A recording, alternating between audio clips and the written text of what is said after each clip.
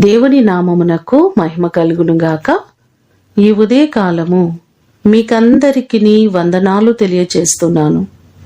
ఈ దినము మిమ్ములను బలపరచు దేవుని మాట. యెహోవా తన ప్రజలకు బలము అనుగ్రహించును. కీర్తనలు 29వ కీర్తన 11వ చరణం.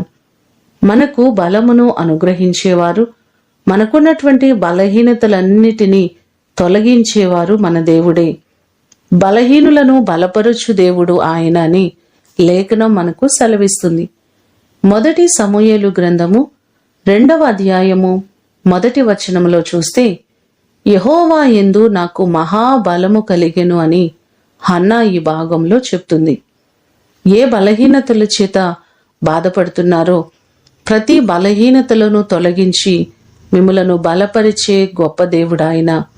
ఈ మాటలు వింటున్న మిమ్మలందరినీ దేవుడు బలపరిచి ఆయన మిమ్మును ఆశీర్వదించునుగాక. ప్రార్థన చేసుకుందాం. పరిశుద్ధుడు అయిన తండ్రి, మీ పాదములకు వందనాలు, స్తోత్రాలు. మాకు బలమును ధరింపచేసే దేవుడవు. ఎప్పటికప్పుడు మమ్మలను బలపరిచేవారు మీరే ప్రభువా.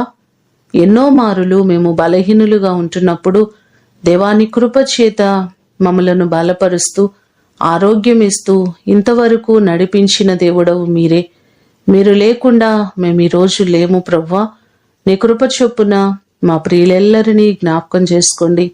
ఎవరు ఏ బలహీనతల చేత బాధపడుతున్నారో ప్రతి వారిని మీరు బలపరిచి మంచి ఆరోగ్యములను కలుగచేయండి. నీ కృపలో నీ శక్తి చేత నింపండి ప్రభువా. ప్రతి వ్యక్తిని మీరు దీవించండి, ఆశీర్వదించండి. ఈ దినమంతా కూడా నీ కృపాక్షేమములు ప్రతి వారికి మీరు అనుగ్రహించమని యేసు అతి శ్రేష్టమైన నామమున అడిగి వేడుకొని పొందియున్నాము తండ్రి.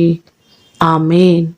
దేవుడు మిమ్ములను దీవించునుగాక.